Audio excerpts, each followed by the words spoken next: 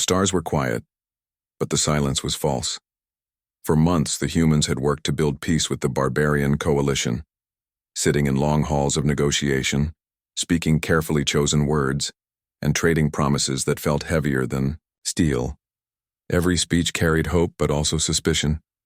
Human diplomats came with open hands, but they knew trust was fragile. The barbarians, towering and proud, swore they wanted an end to war. Their leaders spoke of unity and cooperation, their voices heavy with conviction. Yet behind those speeches there were always whispers.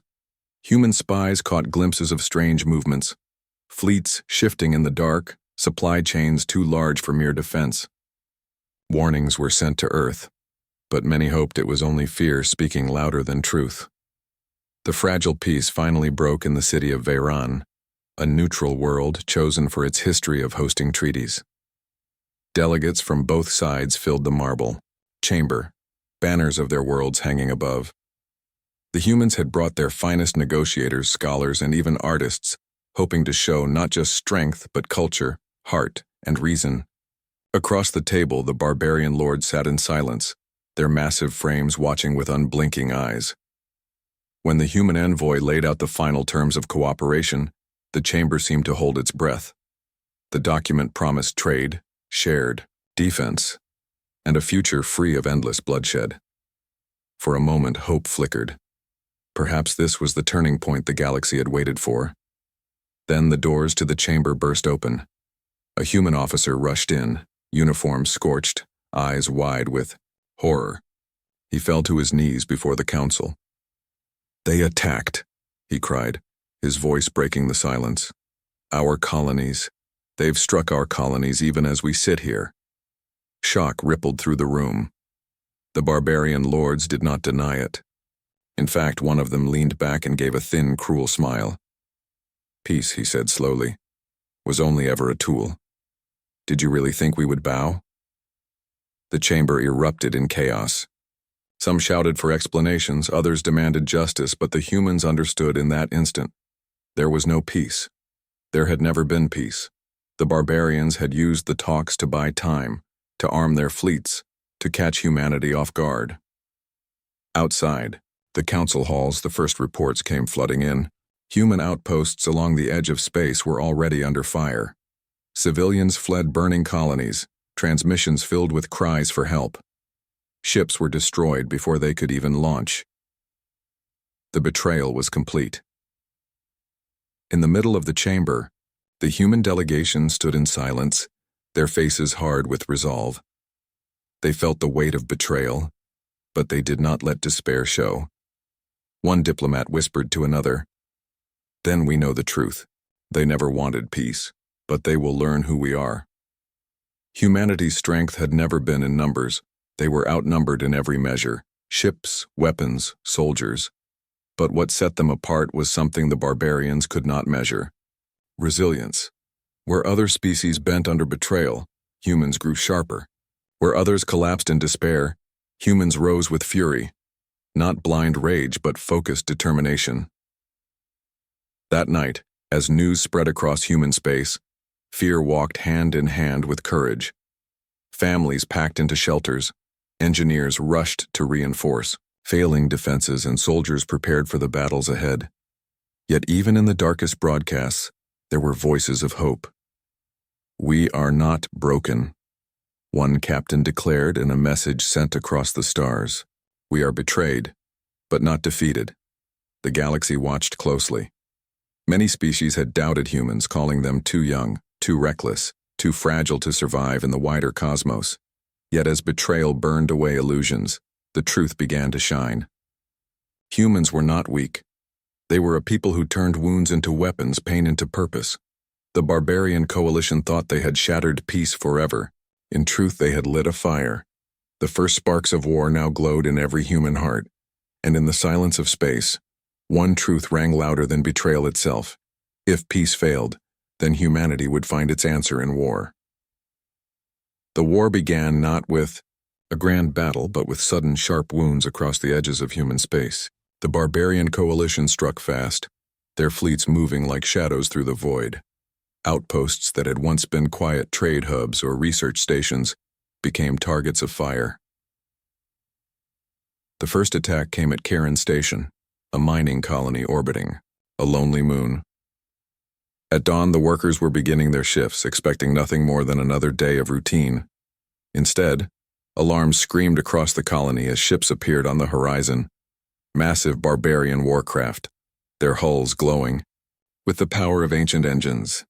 The defenders barely had time to power up shields before the first barrage hit. Within minutes, the outer defenses were gone. Civilians crowded into shelters, the station shaking under the assault. Yet even in the chaos, humans did not give in.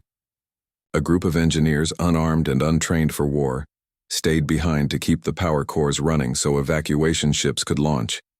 They worked with trembling hands, smoke filling the control rooms, determined not to let their people die without hope. One evacuation ship broke through the enemy blockade, carrying families, children, and the wounded. The captain of that small freighter broadcast a single message before disappearing into hyperspace. "We will survive. Tell Earth." News of Karen spread like wildfire. Within days, other colonies reported the same fate. Raids that came without warning, strikes that left destruction behind. It seemed hopeless. The barbarians were stronger, their fleets larger, their resources greater, but humanity was not made of despair. On the colony of Meras, the barbarians expected an easy conquest. Instead, they met something unexpected.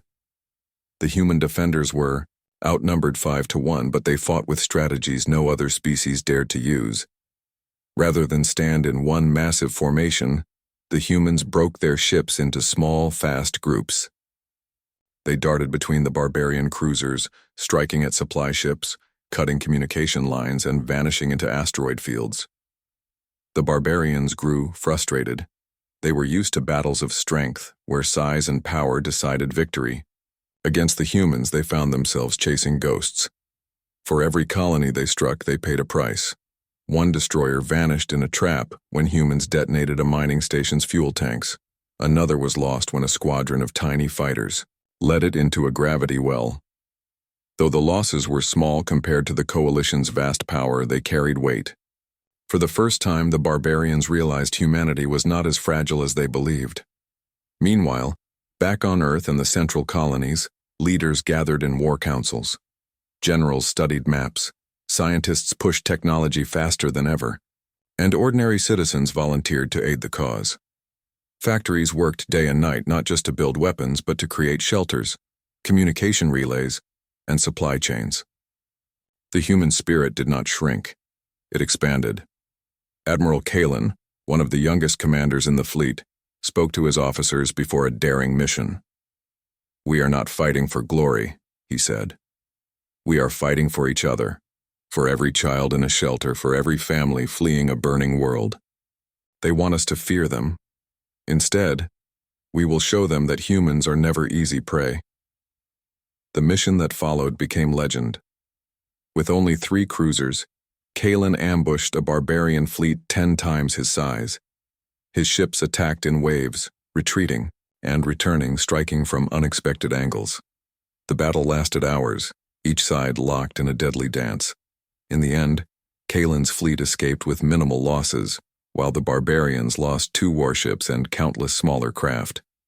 It was not victory in numbers, but in spirit. It proved humans could strike back.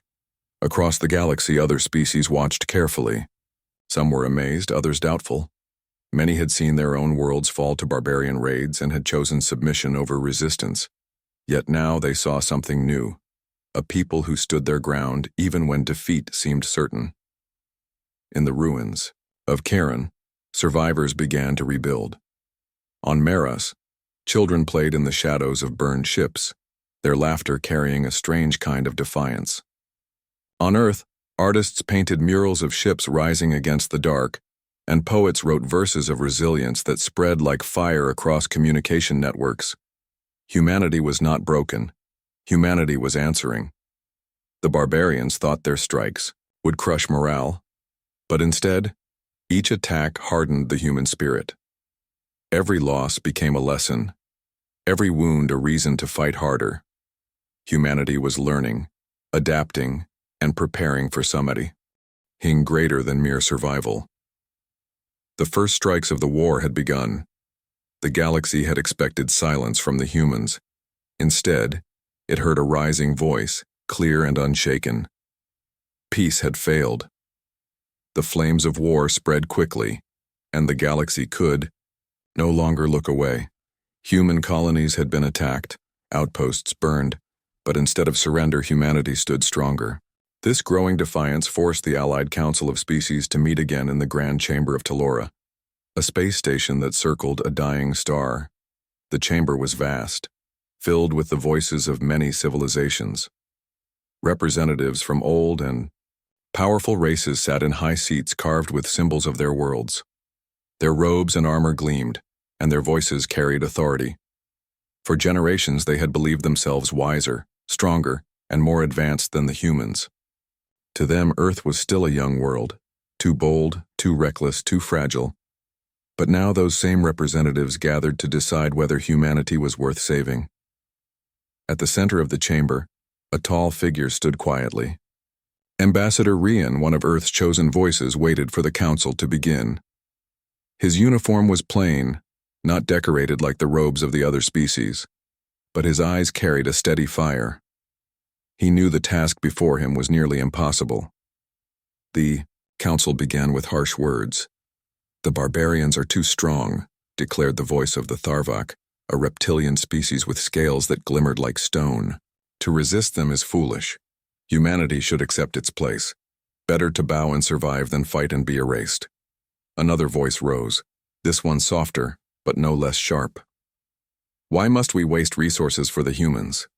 asked a representative of the Elisari, beings of light and energy. "They are new to the stars. They bring trouble wherever they go. Why should we risk war for them?" Murmurs spread through the chamber. Many nodded, agreeing that humanity was too small to matter. The barbarian coalition was vast, ancient, and merciless. No young species could hope to stand against such a force. Rian listened, his jaw tight, his hands steady. When the voices died down, he finally stepped forward. "You speak of us as if we are weak," he said calmly, "but you have only seen a part of who we are. You see our colonies burning and believe we are broken. You are wrong." Some laughed. Others leaned forward, curious. Rian continued, his voice growing stronger. At Karen Station, engineers held the power core together with their bare hands while families escaped. At Maras, farmers and miners stood with soldiers to defend their homes. At every colony attacked, our people fight not only with weapons but with spirit. We do not bow to betrayal. We do not surrender to fire. We rebuild, we adapt, and we keep fighting. The chamber grew quieter. The representatives who had dismissed humanity began to listen more closely. Rian raised his hand, showing a small device. With a press of a button, holograms filled the chamber, images of human resilience.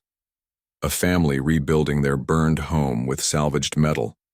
Children studying by candlelight in underground shelters. Soldiers repairing their ships in the middle of battle, refusing to retreat. Each image spoke louder than words. "This is who we are," Rian said. "We may not have the largest fleets or the most advanced weapons, but we have something the barbarians do not understand. We endure. Where others give up, we continue. Where others kneel, we rise. We fight not only for survival, but for each other, for every child, every parent, every dream yet to come. If you stand with us, you will see what it means to face humanity. If you leave us, then we will stand alone. But know this, humanity will not vanish." Silence filled the hall. The words hung heavy in the air. For a long moment no one spoke. Then, an unexpected voice broke the silence. It came from the representative of the Meliar, a small aquatic species known more for trade than for war. "I have seen what he speaks of," she said, her voice quiet, but firm. "My people trade with human colonies. I saw them rebuild after floods, storms, and hunger. Always they rise again. Perhaps they can rise against this too." Another voice followed, from the armored Koran, warriors who respected strength. The barbarians believe only in brute force, but I see strategy in the humans, cunning in their battles. They fight with more than ships, they fight with will. That deserves respect. The chamber shifted. Not all were convinced, but doubt had begun to crack. Humanity, once dismissed as weak, now stood as a question the council could not easily answer. At the end of the meeting, no full alliance was formed. Too many still feared the barbarians, but something important had changed. For the first time, other species began to wonder if humanity's struggle could inspire more than just survival. Perhaps it could spark resistance. As the council ended, Rian stood quietly in the center, his heart steady. He knew the road ahead was still dangerous, but he had seen it in their eyes: curiosity, respect, even admiration. Humanity was no longer invisible. War had become the language the barbarians understood, and humanity was learning to speak it with cunning, courage, and creativity. The first strikes had shown the galaxy that humans would not bow. Now, it was time for the humans to answer with full force. Admiral Kalen stood on the bridge of the flagship Resolute, watching the battlefield projected in front of him. Star clusters glimmered in the distance, and between them, the barbarian fleets moved like shadows over the galaxy. They were vast, heavily armed, and confident. But Kalen saw something they could not: the unpredictability of humanity. He turned to his officers. "They believe numbers win battles," he said. "We will show them that courage, creativity, and determination matter more. Their fleets may be larger, but they are slow to adapt. We are faster, smarter. We do not fight like they expect." The plan was daring, almost reckless. Humans would split their fleet into small, agile units, darting in and out of asteroid fields, wormholes, and gravitational anomalies. Instead of engaging in one massive confrontation, they would strike where the barbarians least expected, cutting supply lines, confusing communications, and forcing the enemy to react rather than attack. The first mission led Kalen and a small squadron to the outer rim of the Harken Belt, a region filled with dense asteroids. The barbarian fleet patrolled confidently, certain the humans would avoid the dangerous field. But the humans entered with precision, weaving between massive rocks, using them as cover while their small fighters attacked larger ships from blind spots. It was a battle of wits, not just weapons. The barbarians fired blindly, while humans moved like shadows. One cruiser fell into a mining asteroid's gravitational pull and shattered.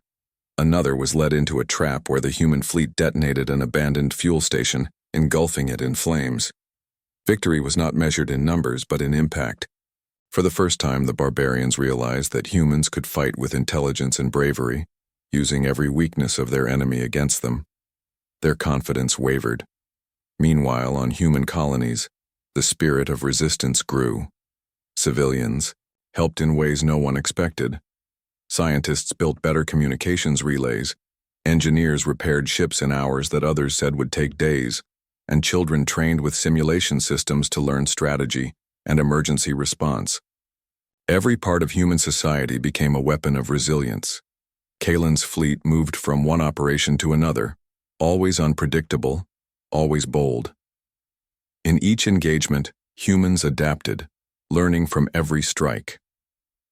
When the barbarians sent a massive fleet to corner them in the Orion expanse, the humans did not fight directly. They divided into hundreds of smaller units, each slipping through enemy lines and attacking from unexpected angles. The barbarian commanders were forced to split their forces, weakening their strength and creating openings humans exploited. Back on Earth, the people followed every battle closely. They were not spectators, they were participants. Civilians sent messages of hope to troops, and young pilots trained in simulations that mirrored real missions. The galaxy began to see that humans did not rely solely on ships or weapons. They relied on spirit, creativity, and unity. Even some alien allies began to assist, inspired by humanity's boldness. The Elisari, once doubting humans, now sent scouts to share information.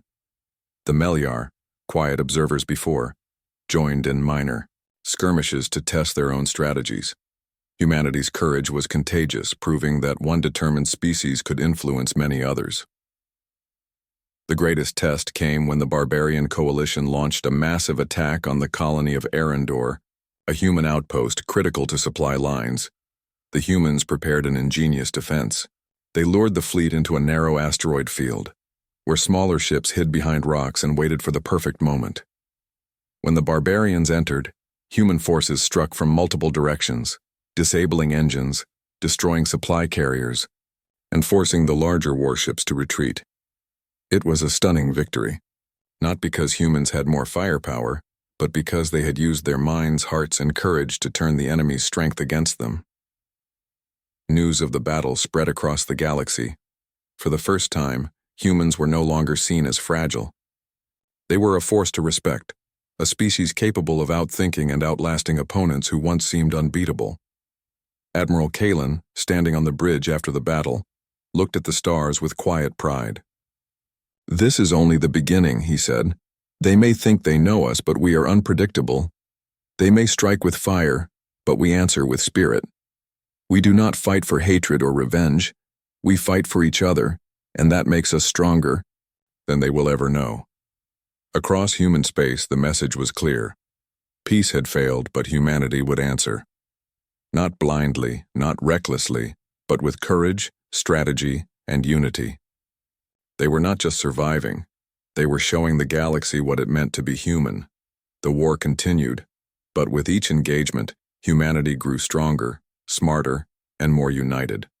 The barbarians had expected easy conquest, but instead, they met a species that could adapt, endure, and inspire. Humanity's answer was no longer just resistance. It was proof that even in the darkest times, hope, intelligence, and courage could shape the outcome of war. The galaxy had watched in silence as humanity's fleets moved through the stars. They had seen the courage of humans, their clever strategies, and their refusal to bow to the Barbarian Coalition. Now, the first true victories were clear, and a new confidence spread across human space. The planet of Tyrus, once a quiet research world, became the stage for humanity's boldest stand. The barbarians launched what they believed would be a decisive strike. Their fleet was enormous, their weapons deadly. The humans, though smaller in number, were ready. Every ship, every soldier, every civilian had prepared in ways no enemy could anticipate. Admiral Kalen and Commander Lyra, his second-in-command, coordinated a plan that was both daring and precise. Humans would use the planet's natural features, the dense mountains, deep canyons, and volatile weather, to their advantage.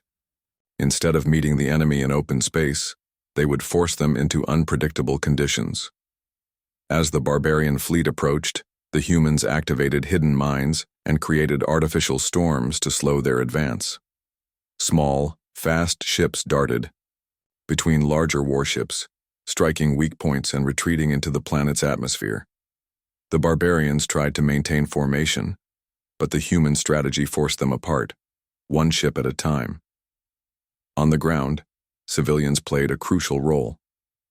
Engineers repaired damaged defense systems, scientists calculated optimal maneuvers, and volunteers transported supplies to key positions. Every citizen contributed, proving that the strength of humanity lay not just in its fleets or armies, but in the unity of its people. The battle raged for days. Each engagement was tense, measured, and calculated. Human forces adapted constantly, learning from every strike. When a barbarian cruiser broke through the first line of defense, human pilots redirected it into a canyon where gravitational anomalies caused it to crash. Another squadron tricked a fleet into a storm, disabling communications and scattering the enemy into chaos. Word of Tyrus spread quickly. Other species began to see what humans were capable of. Allied observers sent reports back to their own worlds, noting that humans were not only surviving, they were excelling. Where other species relied on size or raw power, humans relied on courage, intelligence, and cooperation. For the first time, some alien races reconsidered their alliances. The Elisari and Meliar offered limited support, sharing tactical information and coordinating small fleets with humans. They recognized that humanity's spirit could not be crushed, and that their ingenuity made them a force worth defending.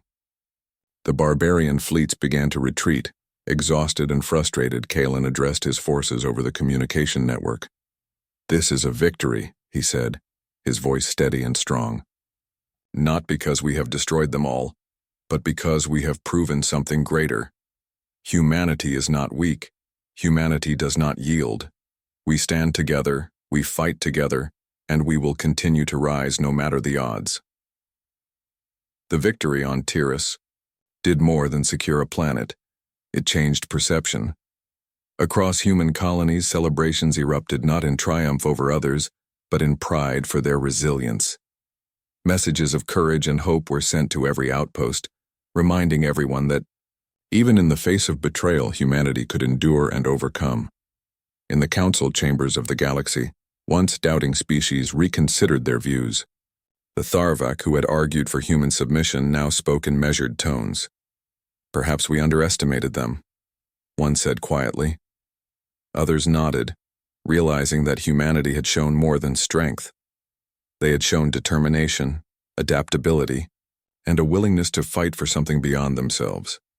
Back on Earth, children watched broadcasts of the battles, inspired by stories of bravery and ingenuity. Students trained in simulation programs, learning strategy and problem-solving. Citizens of every world contributed in ways small and large. Humanity had transformed from a young species into a symbol of hope, proving that even the smallest world could shine among the stars. Kalen and Lyra stood together on the bridge of the Resolute, looking out at the remnants of the barbarian fleets retreating into the distance. "They thought betrayal would break us," Lyra said. "Instead, it has made us stronger." Kalen nodded. "Yes," he replied.